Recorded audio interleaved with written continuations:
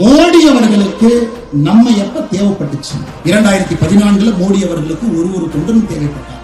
283 தனி மெஜாரிட்டியில 30 வருஷம் கழிச்சு ஒரு பிரதமரை இந்த நாடு பார்க்க வேண்டும் என்பதற்காக எல்லோரும் மோடியின் பின்னால்.